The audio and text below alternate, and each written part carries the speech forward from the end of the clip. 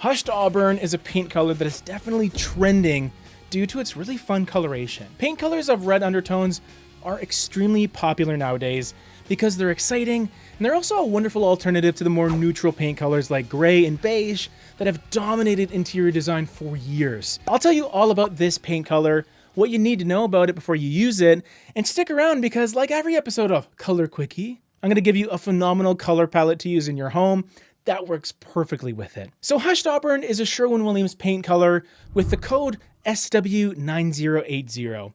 And if you haven't noticed already, it's a relatively rich paint color with this kind of red undertone to it. It feels a little more like terracotta, kind of this clay color that maybe you can even define as a reddened tan.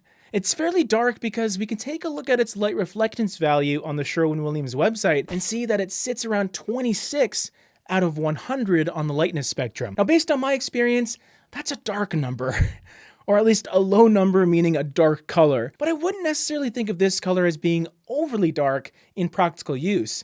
You can use it as a wall color in rooms, especially if you have a decent amount of windows and some natural light to really brighten the space up, or if you don't, if you have a ton of pot lights or floor lamps that can supplement that, that's also great too. One thing you may or may not have noticed, if you're a subscriber on this channel especially, is this is a paint color that is remarkably similar to the current Sherwin Williams color of the year called REDDEND Point. In fact, their color codes are nearly identical, being one digit off, like literally. Now, even though they're neighbors, technically and visually, Hushed Auburn has some noticeable differences to me. Firstly, it's darker, about 4 points darker to be exact, and it also seems to have more of a red undertone, almost to the point like it looks a tad purple compared to REDEND Point, which is more of a red, brown, orange mix in comparison. Not to dwell on these colors too long, but I do think that REDEND Point specifically has a little more versatility because it's a bit more toned down, while Hushed Auburn, on the other hand, has a more creative look because of its added saturation. At the end of the day, it's a little more of a color rather than something that's a bit more muted, which I think can be a plus. Because of the clear undertone here, be sure to test this color out before you start going to town on your walls. Make sure it's the perfect fit for your space. Let's get into some color pairings because I love me some color pairings and a whole color palette that I made for you with Hushed Auburn. So the light color that I chose to go with it is called Popular Gray. And even though gray is in the name, you could define it as a very muted light clay because of its red-brown undertone happening. It will absolutely coexist with Hushed Auburn in a wonderfully seamless way, and it's also a lighter color in general, so you don't need to worry about using it as the main color to sort of build off of. Just keep in mind that it will feel pretty pale in comparison, and it is pretty toned down and soft, which could work for some, but maybe not for others. Malabar is my second choice, and essentially this is a mid-tone sandy beige, which may sound pretty standard, but when compared to the other two colors we talked about, this is a beige that will actually stand out because of its lack of red being present.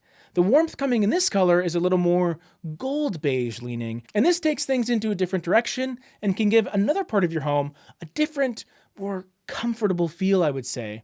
It also has a little more darkness than Popular Gray, which is going to work nice in areas that get a little more natural light. Now things take a turn with our accent color, which is one that never really has gotten a lot of shine for some reason, but I really like this color. It's a pretty dark, almost silvery purple that has this frosted appearance to it. And even though purple as a color usually contains red in conjunction with blue, like when you're mixing two paints together, this is a purple that is going to read a little more on the cool side of things. The other colors we've talked about earlier have that favored warmth, and this will help Exclusive Plum both add some variety to the palette, but also an elegant dose of rich color wherever you need it. Time to talk about trim and baseboard colors to finish up. We have a light choice and a dark option if you want something a little more dramatic for your doors and your frames and all that. My light choice is an easy one. It's Snowbound, which is one of my favorite non-warm whites by Sherwin Williams. It's definitely going to pop off all of these colors no matter how light or dark you decide to go. And for the dark trim color, I did a bit of a deep dive and actually picked one of Sherwin Williams' historic colors called Pewter Tankard, which is a lovely rich taupe that just worked perfectly for me. It's another choice that looks really awesome with all of these other colors. Here's the palette all together if you want to see for yourself. Let me know what you think. And there's more Sherwin Williams right over here if you want another idea for your home's color palette.